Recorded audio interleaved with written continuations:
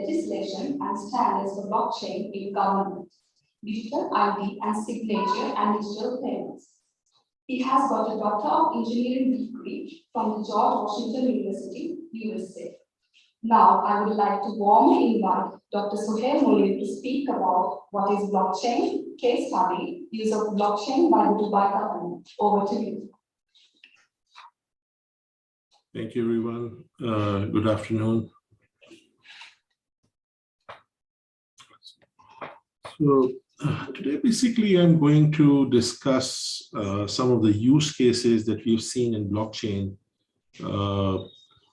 which in a way enable a smart city or we've seen valuable for digital transformation and what have worked very well in Dubai.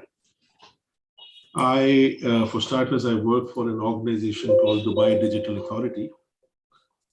And Dubai Digital Authority basically is an entity which is responsible for, which is a mandate for digital economy, digital society, and digital government in Dubai. The idea is to enable, to facilitate digital transformation across all facets of society, acting as a regulator as well as an enabler. So we provide a lot of policy framework and guidance. We provide the key building blocks, and also in certain cases we have built various initiative projects ourselves which would catalyze and support the industry ecosystem.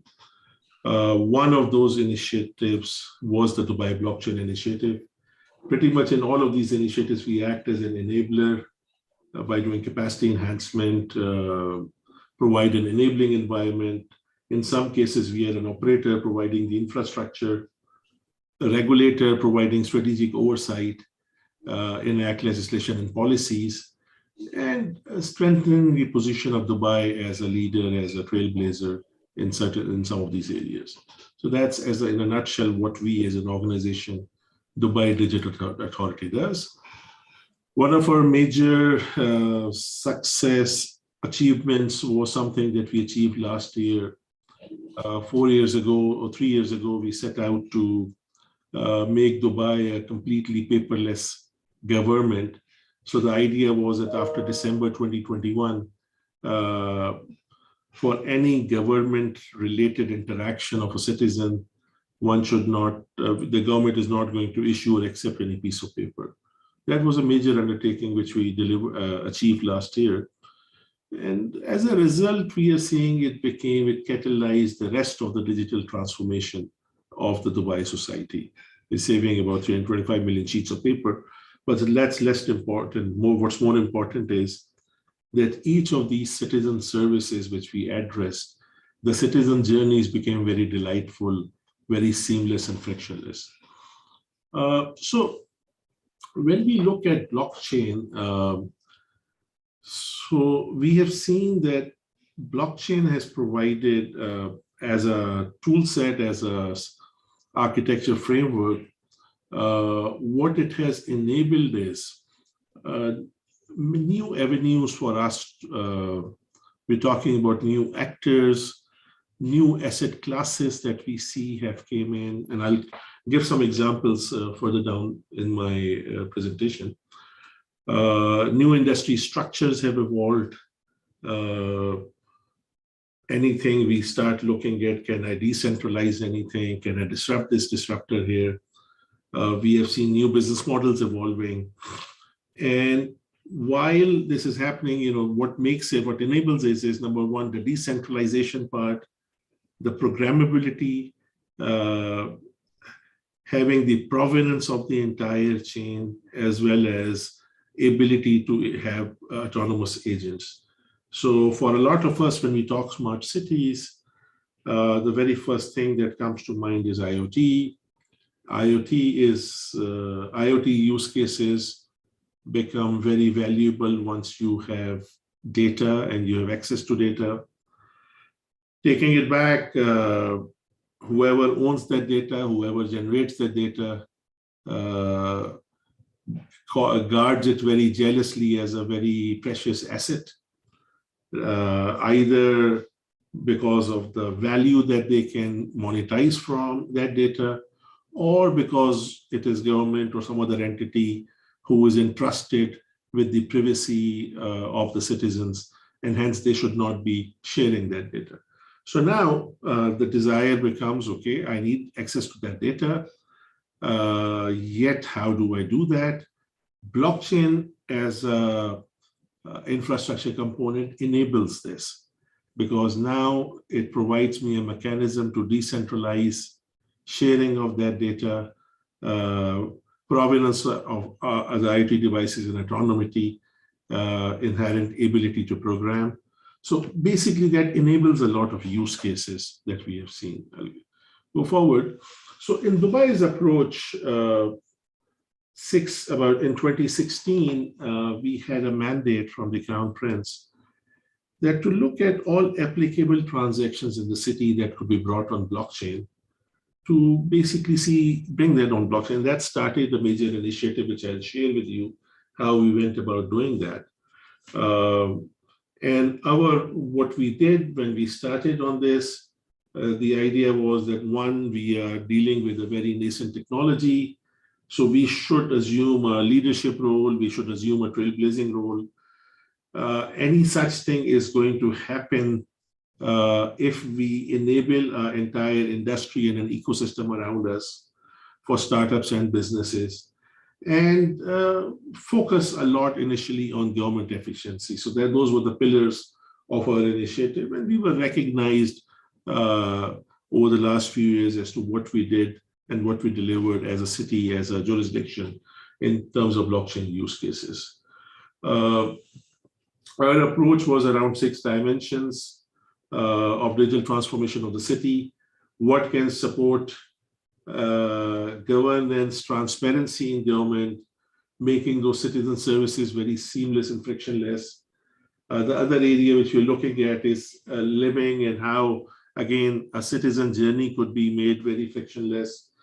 There were certain use cases which we're looking at around environment, around economy and entrepreneurship, mobility, and generally development of the society, continual learning of the people. So these were 6 areas which we were looking at when we were coming up with these use cases. And what we pretty much did was we divided all citizen journeys across sectors, and then got all of the stakeholders engaged with those sectors to ideate on how we can transform a particular a citizen journey by using blockchain. So that was the approach that we were taking, to have these design thinking sessions with all stakeholders. We all understand that blockchain is in a way doing to transactions what internet is doing for information. New asset classes are evolving. Within the last week, the government of Dubai has issued a regulation or a law which is around virtual assets, recognizing virtual assets and providing protection to the investors and consumers with regards to digital assets, providing KYC guidelines. So that's something which was published just last week. The law was issued last week. But we have seen use cases which we have implemented around identity, around real estate, which I'll share some examples, energy trading, medical sector, and there are other areas. I'll come on those. So initially, as the government of Dubai, we came up with 24 blockchain use cases in finance, education, real estate, tourism, commerce, health, security. And I'll go over some of the use cases and what we achieved. The very first use case which we implemented was settlement and reconciliation. So as Dubai government, we run a payment gateway, it's called Dubai Pay. And Dubai Pay collects payments on behalf of 60 plus government entities and utilities in Dubai. I think it's, if I'm not mistaken, it's somewhere to the tune of $5 billion per annum that is collected by this payment gateway.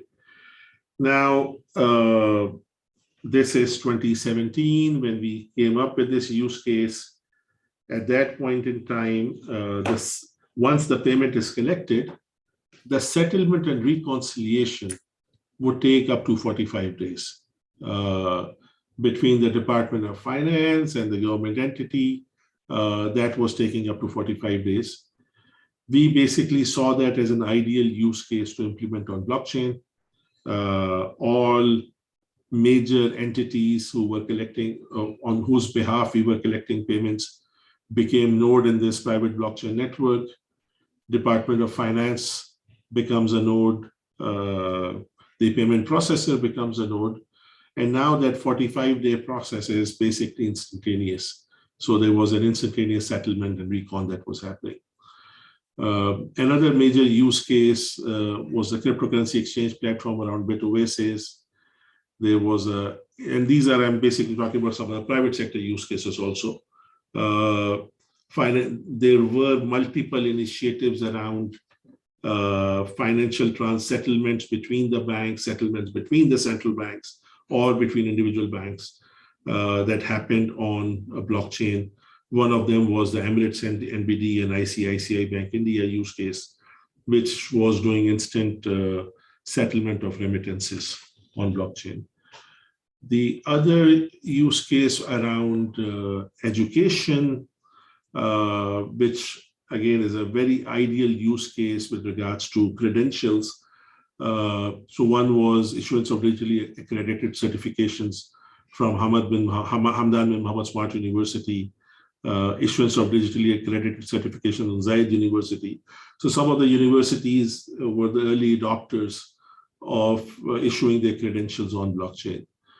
We experimented as Smart Dubai. Dubai Digital Authority used to be called Smart Dubai, which was a smart city academy, which was a very novel idea of EdTech, basically taking credentials that you are going to acquire from various EdTech channels and taking them and having somebody doing credentialing and basically equating those credentials that you've acquired through various other channels equal to a certain qualification. And then Smart City Academy basically providing the credential on blockchain. So that was a very interesting use case which we had implemented.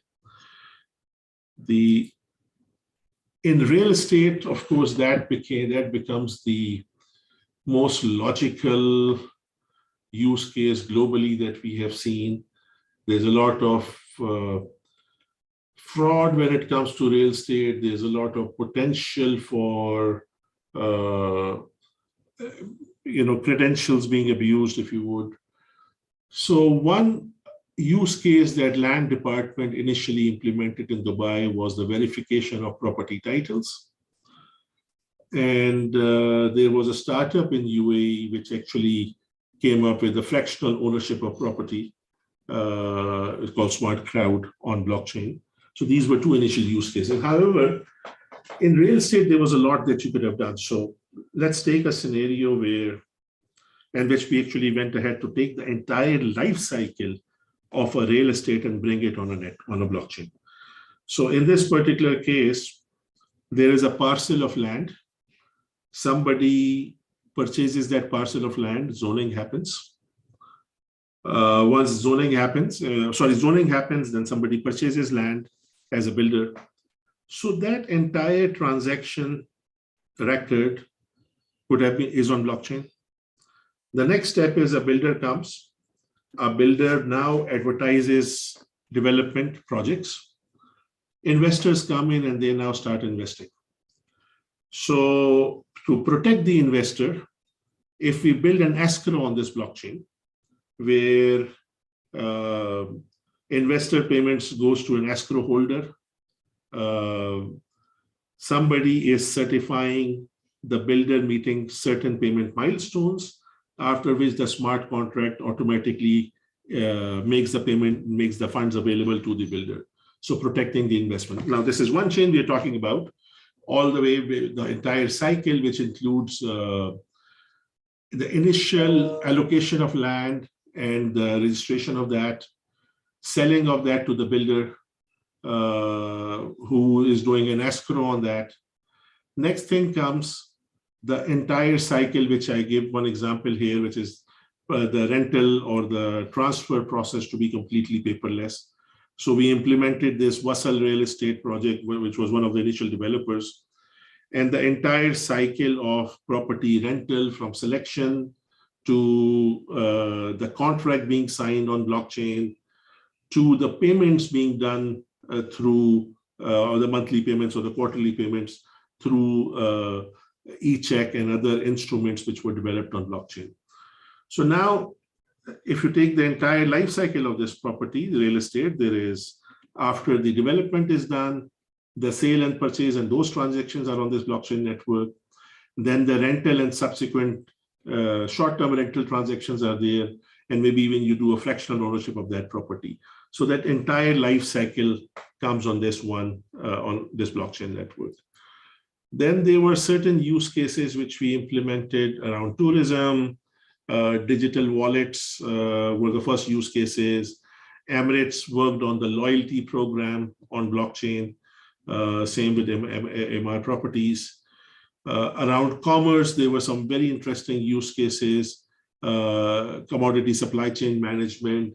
Anything where provenance is required, you need a halal chain. Blockchain becomes an ideal use case. In case of Dubai Economy Department, they worked on the trade license and the entire cycle of that. So one interesting use case that is built on blockchain is around once the Economy Department issues a trade license, so the entire KYC information is available. Banks are part of that network. So the corporate account could be immediately established, created, and KYC information could be done on this blockchain network. There's a very interesting initiative around Dubai Silk Road that Dubai Chamber and DP World was spearheading, where the whole idea is that all actors in a trade transaction are on this blockchain network. So now things like trade finance, crowdsourcing of trade finance, that can become very easy. There are many such projects which we see globally around trade finance use cases, Marco Polo, others in Europe, Singapore and Hong Kong trade government initiatives, and this initiative around that we were working on. The very interesting use case is UAE Trade Connect, which one of the telecom operators in Dubai, in UAE, Etisalat, they launched. It's called UAE Trade Connect. And what they have done is they have brought all of the banks on a blockchain network. So now when I, as a trader or a business, wants to do invoice financing, the invoice gets submitted on this network, blockchain network. It detects, based on whatever AI components that are built, potential fraud of that invoice, and then it is presented to the bank, who now is assured that there is no double spending. I'm not using the same invoice for multiple different financing arrangements with different banks. So this is a network for invoice financing, which again would be expanded to many other use cases. And the whole idea is, once you build a use case like this, a network like this, then many other use cases evolve once you have a network in place. We have interesting use cases around health, especially the licensing of healthcare specialists, which the credentialing is happening on blockchain. There's a very interesting use case around EV charging that Dubai Electric and Water Authority is doing. Dubai Police has a very interesting public use case, which is a lost passport. So once a passport is lost in Dubai, there could be there are many approvals and NOCs that one has to get. There's a possibility that I'm declaring a lost passport, but I have a police case against me, or there is a outstanding obligation, financial obligation with a financial institution. So prior to this project being implemented, there were many NOCs and others. It was a tedious process to get an NOC from the police to get a new passport. But now this is all stakeholders are on one blockchain network. So this is very instantaneous.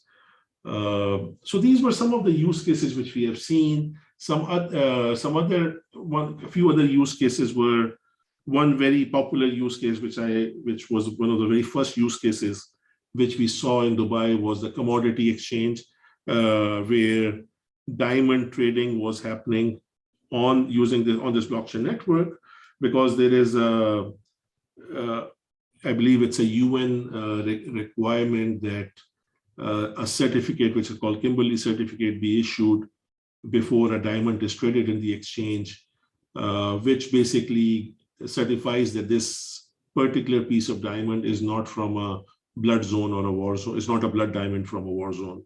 So now this whole trading was happening on a blockchain network, enabled network, where this certification, only once the certification is there, the trading was happening on the diamond. A very major contribution that we had towards this, enabling blockchain use cases, was the Dubai blockchain policy, which is a public document. We developed the first comprehensive blockchain policy for blockchain in government.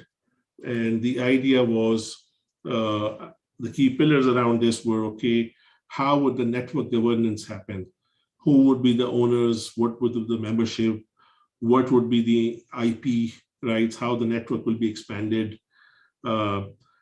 My experience implementing a few major, 4 or 5 major use cases with Dubai government was that the bigger challenge than the implementation was to put together this entire network, the consortium that comes in place. What are the consortium agreement that comes in place? My first use case, I think it took us about a year and a half to put together this consortium agreement, where the network implementation was maybe a 4 or 5 month task. So we, based on these learnings, put together this policy document. Then on the network processes, what data safety and security rules have to be complied to, data use and coordination, how the audit and compliance will happen, the policies with regards to network security and risk management. And some of the enablers there was what legal support, shared network services, network architecture and standards to be used, as well as technology platforms. In Dubai, we have experimented with multiple options, looked at public blockchain network versus permission networks. We also explored making a blockchain platform as a service available to government and other entities in Dubai to use if their use case is suitable for a permission network. So that's in a nutshell what we have done over the last 4 to 5 years in this regard. This is a bit dated. As of last year, we had about 8,000 global blockchain businesses. 114 of them being in Dubai. So we were kind of making ourselves as an epic center for blockchain innovation, and that's what our focus was in Dubai over the last few years. Spare you the marketing here, and I can open the floor for questions.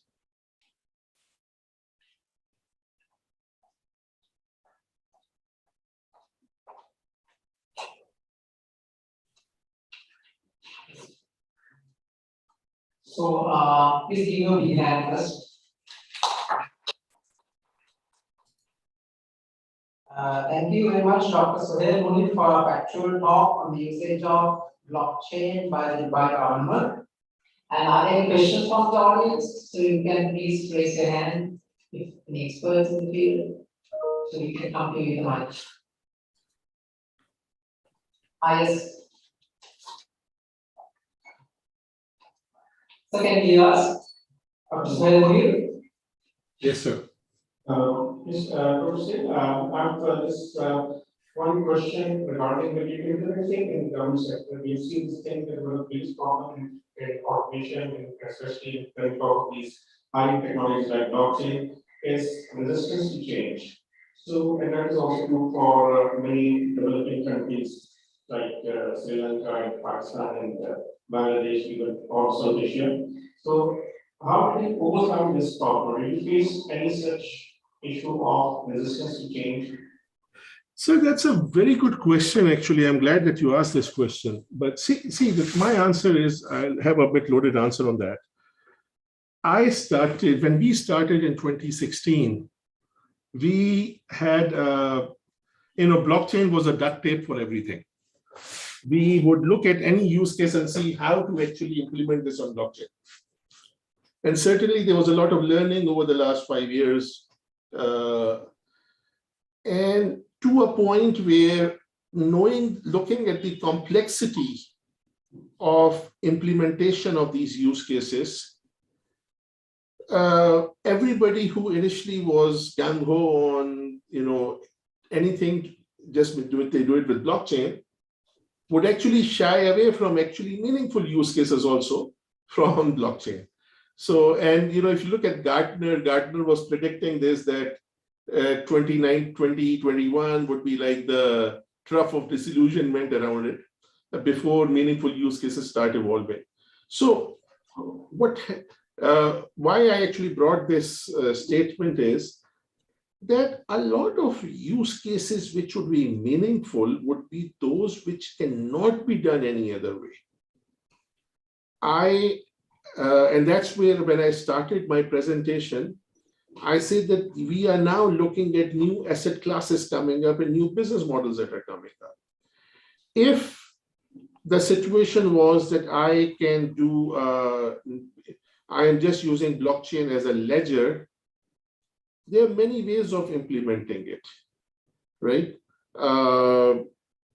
Things, even if you go on Azure, Microsoft SQL Server basically gives you a ledger option where all of the past transactions that are done on that database are available on a ledger. So if the idea was only to look at past transactions and have a record of that, that is not a good blockchain use case. So you have to basically look at it, that can this use case be implemented traditional putting via APIs or via putting in ledgers or not. And if it can be, then you should proceed that way, because blockchain implementation is expensive. So it is that a lot of these use cases will warrant it. I want to do, let's say, fractional ownership of property. A way of doing fractional ownership of property would be that I create a SPV for every property. And in my database, I create tokens around that property and trade those tokens in an exchange. Now that is possible.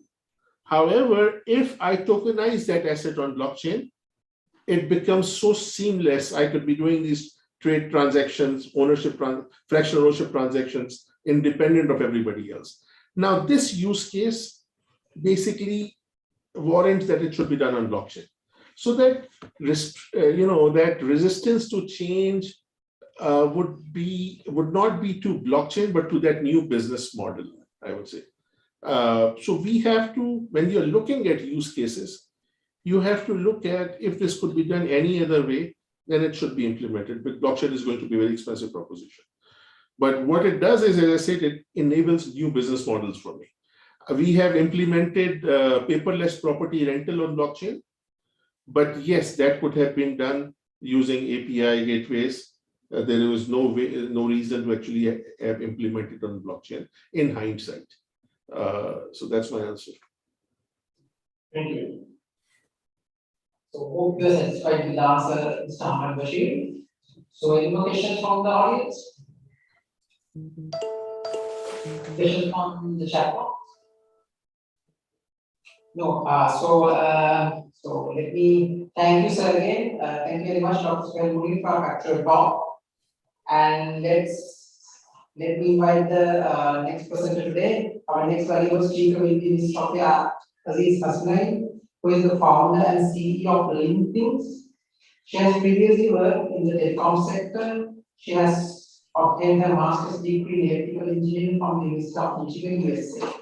Today she is going to talk about industrial internet, how to implement industrial internet of things in emerging markets. So we want to welcome you to the talk now.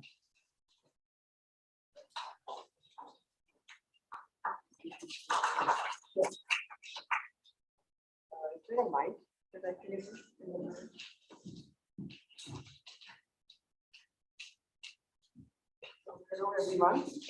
I hope you guys can hear me. Thank you very much for the invite. I'm quite thankful to Dr. Radhika as well and concepts and everyone who's been involved in ITI for giving me the opportunity to talk about our experience of installing and implementing industrial IoT. So you have heard about all the benefits of industrial IoT and what it can do or Industry 4.0. And industrial IoT is one core area of Industry 4.0. So I will be talking today about what we have been actually seeing in the market, especially when we have installed in emerging markets like Pakistan. As well, so that you can hear me properly. So yeah. The next slide. Okay, all right. So we can go to the next slide. I'll briefly talk about a little bit about LinkThings. So LinkThings was established in 2016 with the specific purpose of implementing IoT as a service in emerging markets. When I was looking at this opportunity in 2015 and 16, I knew that it's going to change how the business is done in the Western world or the developed markets. But there are fundamentally infrastructure problems in the emerging markets, which providers or vendors of industrial IoT or these Industry 4.0 solutions are unable to meet in the emerging markets. So we said that our key proposition is doing IoT as a service for emerging markets. Next slide, please. One click. So we established it in 2016. We've got more than 25 customers in Pakistan. We have already done 100 projects and we've got 2,000 devices in the field. Those who are from Pakistan may be more familiar with the names here, but these are top line companies in the food business, in manufacturing, in automobiles, and also we have done some smart city projects with LUMS and the World Bank. So we are, our focus has been on enterprise IoT, smart industries, smart climate, and smart cities kind of projects that we have implemented industrial IoT. Next one. We are globally recognized. So we are here as well with UNIDO, and we have also worked with UNIDO previously as well on different knowledge sharing platforms. We are also member of GSMA's 5G manufacturing and IoT and 5G manufacturing group. We are also thought partners for SMIDA, World Bank. We also work with foreign missions as well on climate change aspects and how industrial IoT can be implemented there. And we have got supportive partners. So IoT is quite complex, as you will see on the next slide as well. So we have got support of our partners as well. So these are also big names that work with us. So we are a recognized IoT brand from Pakistan with quite a bit of success in the market. Industry 4.0, as you have already seen, that it is just not automation. A lot of people have talked about different revolutions in the industrial space. So I'll skip this slide and we can go to the next one. And I think I just want to highlight here that the role of IoT is to actually acquire the data. So for Industry 4.0, all this that we are talking about, getting the data. So getting the data part is actually the IoT part, and analyzing that data and making decisions, and then automating complex tasks, image processing based operations, and non-traditional manufacturing, and all these are part of it. But LinkThings focuses on IoT and big data and AI. So we are not a robotics company. There are four clear business areas that we have seen which actually sell in these markets. So one is the efficient operations. We have seen that once we have installed our units in industrial space, our customers have been able to optimize their processes, resources have been optimized, cost reductions, wastage reduction. This is what we have seen. Adaptive supply chain. We have also seen post-COVID and even during COVID that there were supply chain crises, and there was some conversation on this earlier on as well. So adaptive supply chain is also a use case where you actually link the consumption, the usage of raw material with the supply and suppliers. Predictive maintenance has been also declared the biggest use case of industrial IoT, especially in the context of Western and developed markets where services are typically very expensive. However, I think this, although this is still relevant in terms of service in emerging markets, the major use case that we have seen, or the selling point has always been the efficient operation. So what we mean by predictive maintenance is that you can identify the fault behavior, increase mean time between failure, reduce downtimes, resource optimizations, and what all of this leads to basically is innovation in the market. Customers increasing their profitability, deploying continuous improvements, producing better products, and customer satisfaction.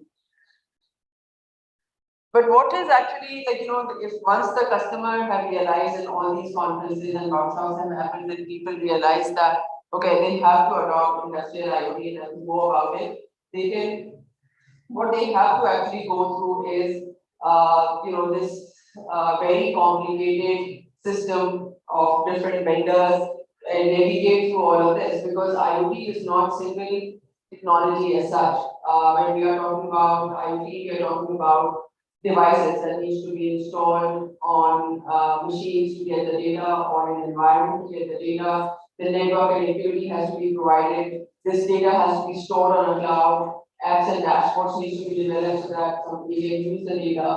And again, different kinds of analytics and is provided to the customer so that they can actually make use of the data as well.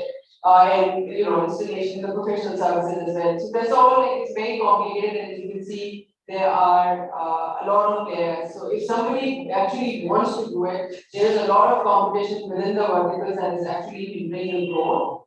And it's also making the whole implementation quite complicated. So the next slide, please.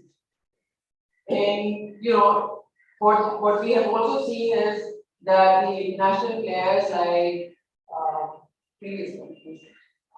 So we have also seen that international players like Siemens or ABB or other players like this, they go and are deployed. They're only interested in large scale and typically greenfield installations where they can actually get more than $10 million contracts, which is not realizable in the emerging markets. We can skip this slide. I think we talked a lot about this. Next one. So what we have seen, I will quickly go over what we have actually seen. This one, please. Yeah. One more. Yeah. So we have seen operation. Not this one. This one, yes. So we have seen operational transparency and efficiency. Let me quickly talk about that. Energy crisis, I'm sure is an issue here as well. The rising cost of energy is universal. So we have deployed units which actually bring the transparency. You can identify the leakages, and our customers have come back to us and told us that with these deployments, they've been able to save 40% of their energy cost. Similarly, with water quality and quantity, especially in the textile area where there are a lot of leakages, a lot of usage of water, and a lot of wastewater created, water quality and quantity analysis can be done using IoT. We have done that, and our customers have come back and said that they are saving up to 20% of water with that. And by monitoring from HSE perspective and also from general goodness of the employees, this is also something like air quality, especially people working in textile and in areas where there are a lot of fumes. So for employee well-being, we also deploy these. And what actually happens is that you drive cost reductions in your buyer confidence as well. Especially in the export-oriented industry, buyer confidence comes from sometimes your buyers, especially from the European countries, ask you to produce certain reports that the whole manufacturing process has actually followed certain sustainability and environment protection procedures.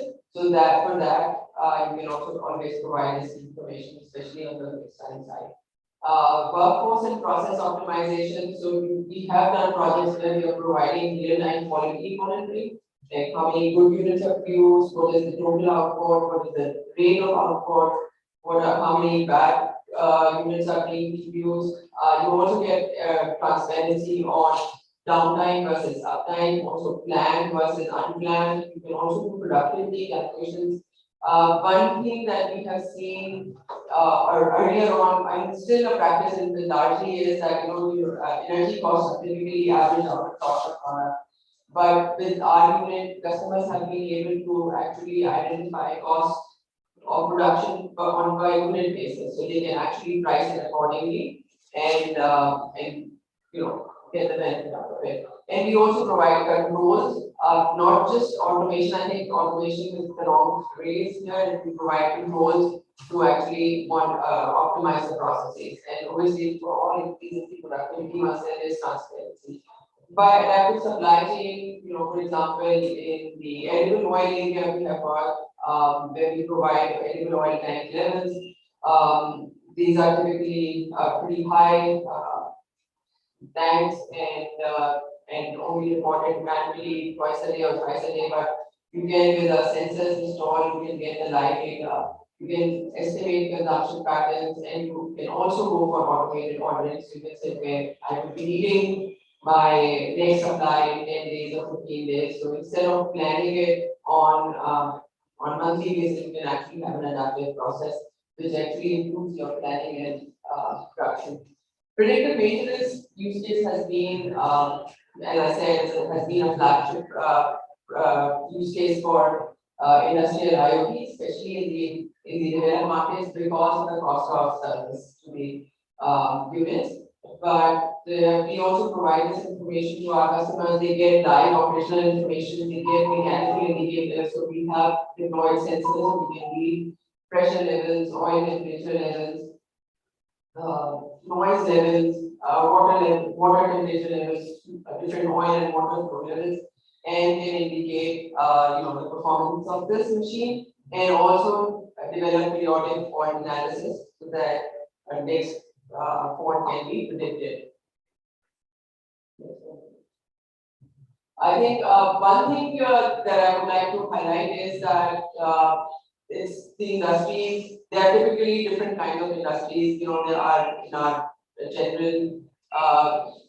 If we do a market survey, we would also find industries that are still in industry 2.0 phase and they haven't really automated. So we actually think that the industries that are ready are the ones that are already automated. So they have got the whole production line already automated.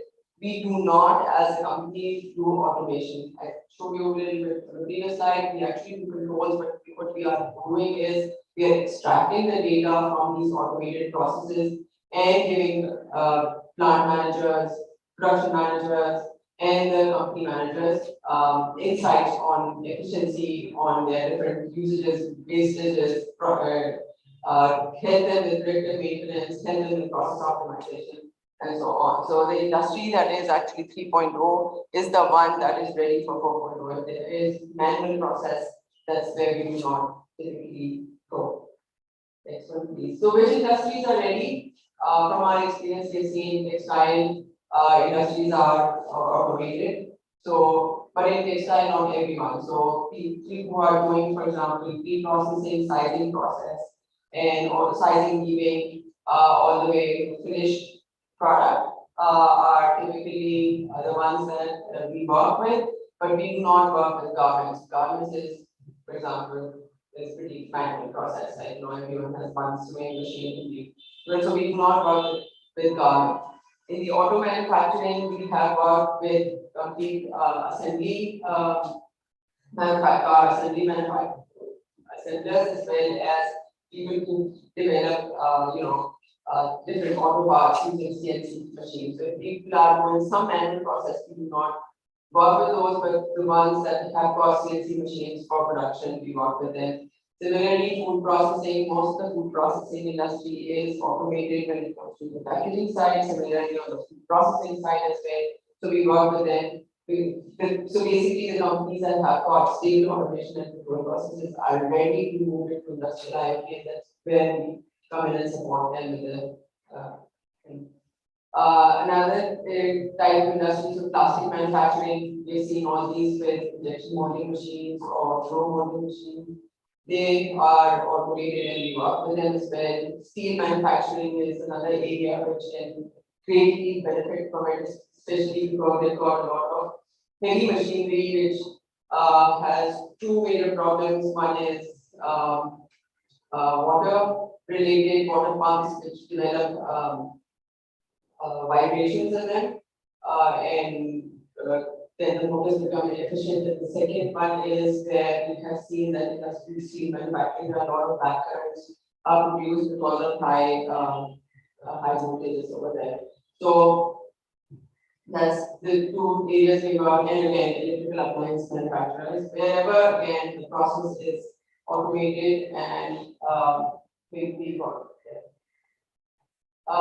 What kind of support is already available? We've seen that digital skill set is available. So to our surprise, when we have given tablets or phones to the machine operators who are semi-skilled or semi-literate, they have been happily able to use them after one training session. So people have acquired these skills to actually use tablets or headsets or mobile sets. So that didn't take us more than 1 hour session to train them, and then they were happy to use them.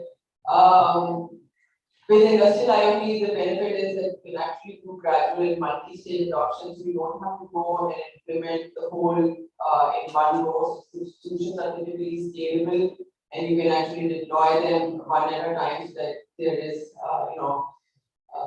you can overcome the learning curve as well and build confidence on the ground as well.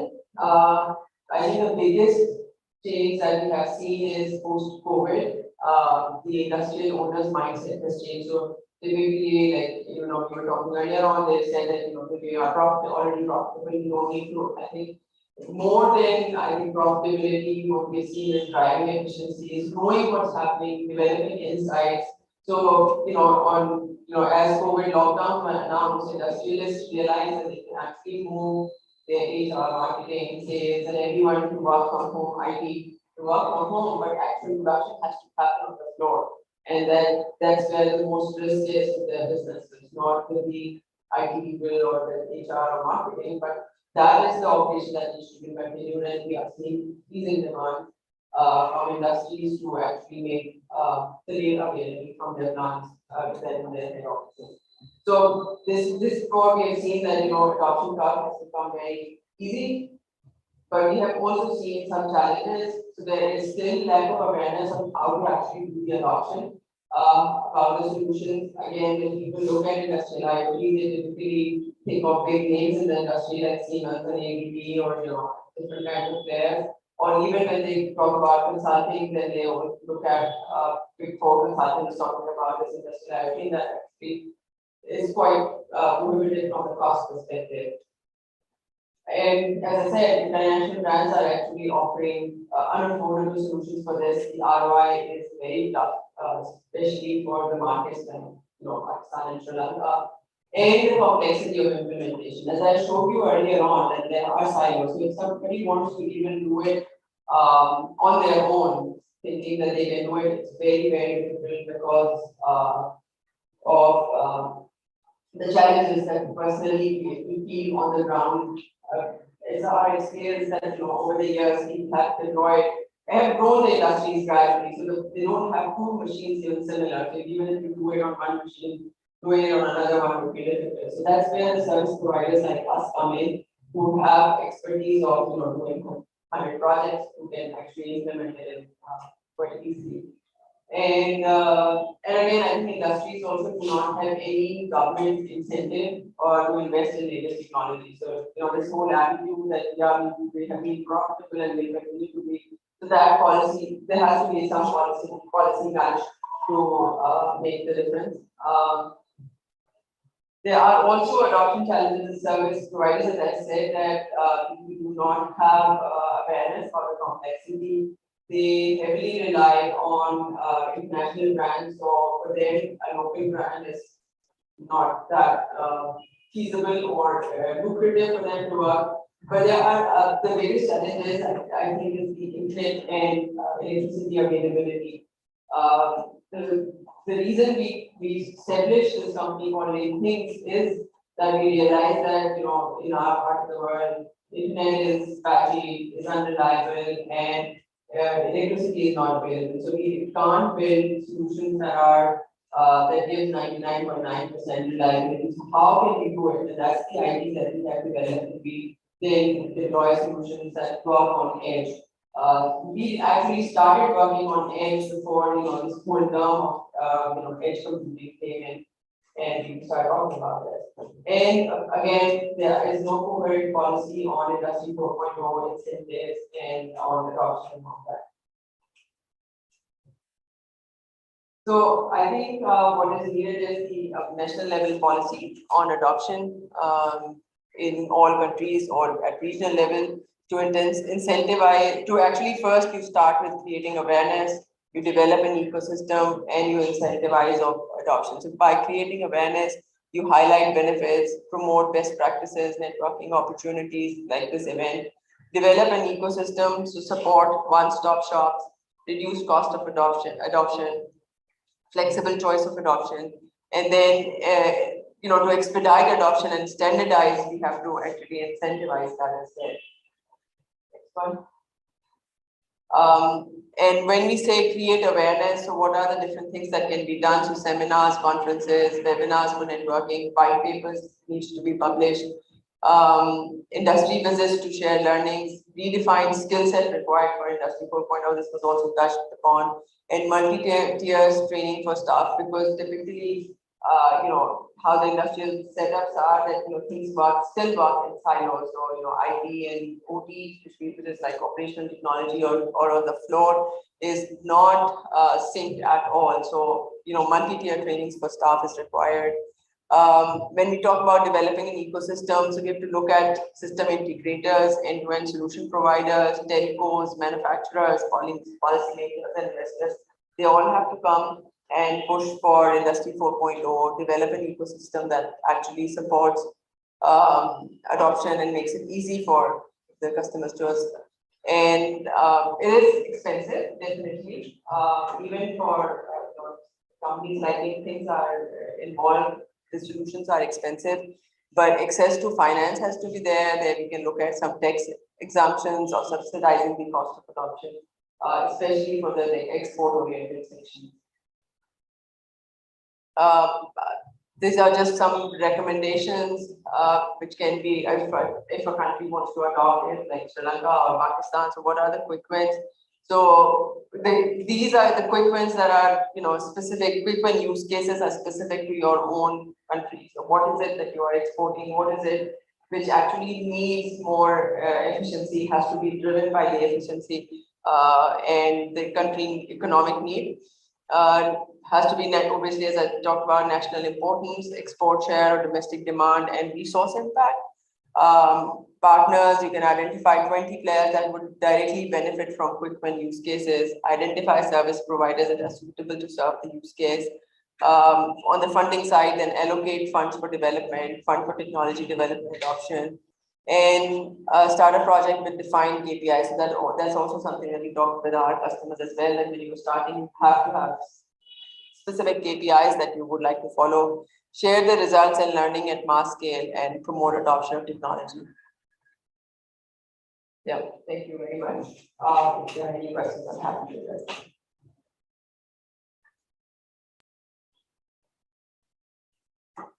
Yeah.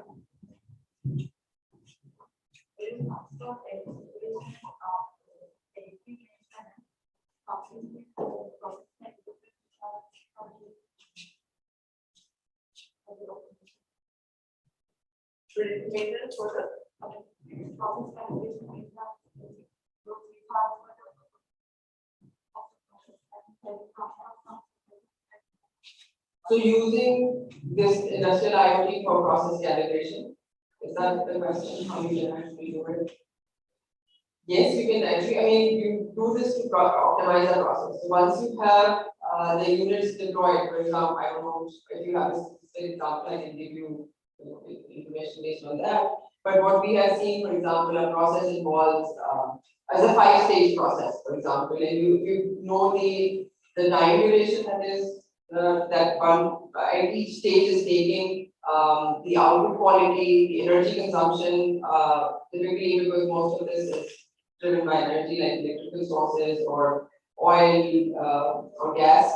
So the electrical, so you know at each stage, and then you can optimize it. So first thing that we do is typically when we deploy, we look at it, we have been able to identify a lot of misunderstandings as well by the plant managers. For example, they sometimes think that their production time is X seconds or X minutes on by unit basis, but it is typically larger, and then they can identify where to start the gap. You know, typically there is a process in their mind, they're thinking that the process takes 30 seconds, but it is taking 35 seconds, so they can actually look at how they can optimize the story.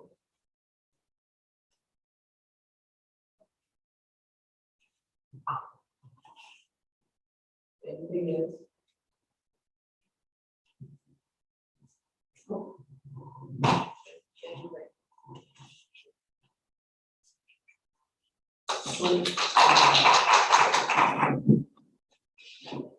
Thank you very much, Madam, for a detailed speech on the business and technical case study of LinkedIn. So now we will have 30-minute break for evening tea. So please be present at the cafeteria where we had lunch. By 4 p.m. we will be starting the final session of today's program. Thank you very much.